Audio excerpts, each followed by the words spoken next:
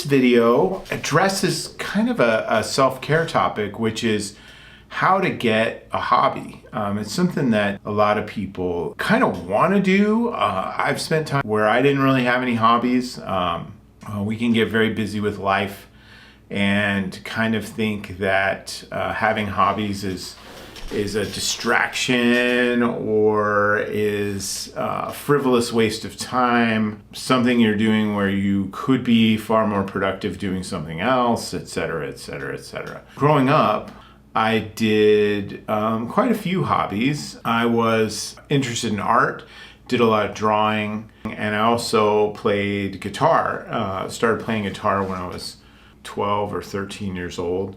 After high school, I went to college and I worked full-time throughout college, very busy doing a lot of stuff, and gradually just sort of stepped away from art. I got married, had kids, responsibilities, so forth and so on, and it just became less sort of available for me to have free time to be able to do some things like that. And that's really, frankly, completely normal. I kind of missed some of those things. And so later on in life, I came back to that idea through, a number of kind of personal crises that self-care was really important. And a function of self-care for me is to have some creative outlets. So what do? I think the first step is to reject negative self-talk. Don't listen to the voice in your head that's like, well, why aren't you doing this? Why aren't you working harder? Why aren't you putting in the extra effort to get the promotion or make more money or whatever it is? Get rid of that thought to the best of your ability. And the best way to do it, in my sense, is just to go do something. Think about what you might want to try or return to. Perhaps you had some hobby earlier in your life and you want to come back to it and try it again. So as many of you know, I got divorced about 10 years ago. I had spent a lot of time working, a lot of time parenting, a lot of time being married. So I really didn't know, well, what do I like? I don't know. It'd been a long time since I played guitar. It'd been a long time since I had done any art, these kinds of things. And I really kind of started first with the art as a means to kind of quiet my head and do something interesting and different, purely for that reason. And that's become something that has been really valuable to my self-esteem and my ability to take a moment, step away from everything that's going on and do something like that. Frankly, this channel is sort of an expression of a creative hobby in many ways too. So what are some other things that I did then? I didn't know, do I want to do art? Do I want to do anything? I don't know. I just really had sort of lost myself in some sense. I started off with taking cooking classes. It was a Williams in Sonoma. And they had a little kitchen in there, and they would have these classes on Sunday afternoons where they'd show you how to chiffonade vegetables and leafy vegetables and how to cook different things. And of course they were trying to sell you some kind of piece of equipment or whatever. And I was broke, so I didn't have to worry about that part. But the classes were free. And so I would go out there and you'd learn how to do a little thing and you'd get a plate lunch. It was me and generally kind of these West Omaha kind of high society grandmas for the most part. But we actually kind of got to be friends with all these people, and I took classes out there for a few years, honestly, until they decided not to have those classes anymore. They were hitting us up for some pretty big bucks, and none of us wanted to do that.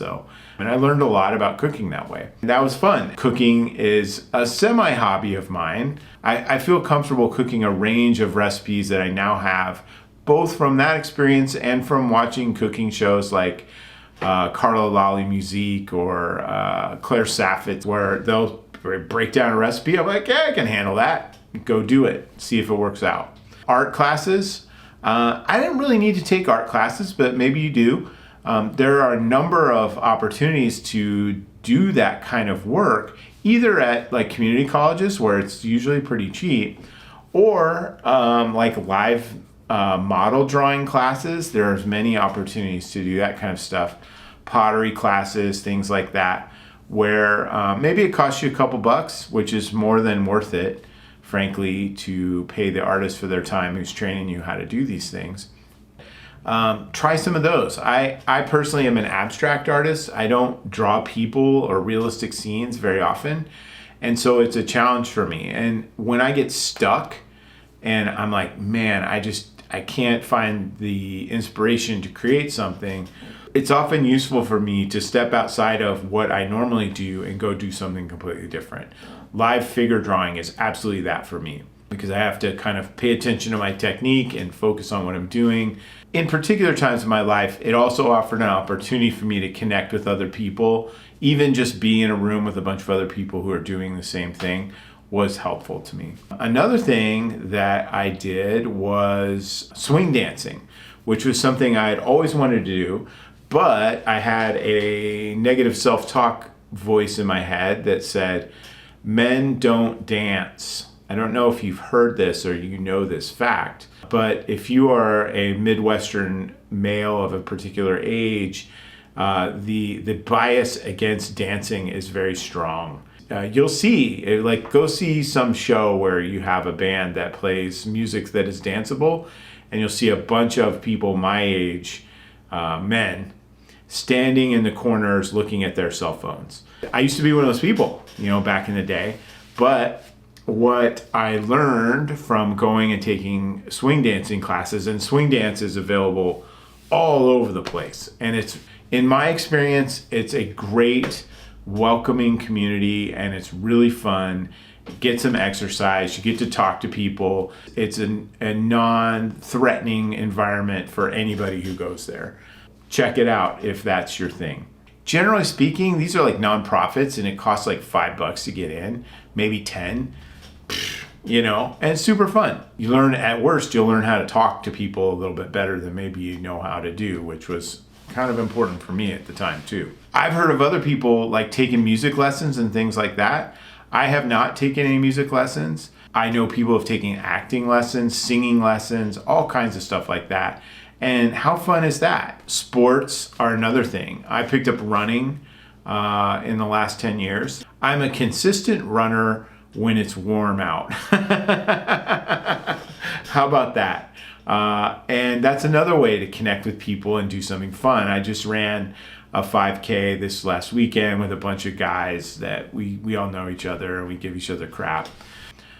Gardening, whatever it is, try it. But remember this, you might not be good at it right away. It might be kind of a struggle. And most things are. You're not going to start off and make an amazing painting, or all of a sudden be able to play 25 chords and play a Beatles song or something like that. It takes work to get better at these things. If you like it, then keep doing it. And you might not like something. I've gone and taken a flyer on a few things where I just was like, you know what?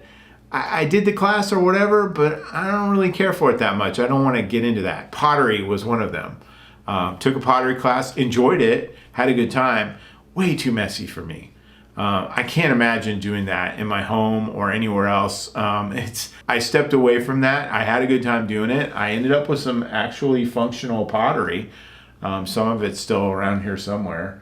The important thing is that try some different things, see if you like it, and let the inner kid out. Let that kid out and let them play at trying these different things. And this could be a range, whatever it is that you're like, I'm intrigued with this thing. I want to try it, but it feels really dorky. Who cares? Maybe you're into cosplay. Maybe you want to build models. It's your life, and the things that make you happy and that fulfill you should be encouraged. And people who don't want to encourage that, you need to tell them to shut up, including the voices that reside right in here. So hope you enjoyed this. Hope you got some inspiration from it. Appreciate you stopping by, taking the time to watch one of my videos. Hope you have a great week. And of course, if you haven't subscribed to this channel, please do so. I put out a range of content on a whole lot of topics that are loosely organized around adulting. So you're never going to see the same thing twice, that's for sure. Talk to you next time. Thanks.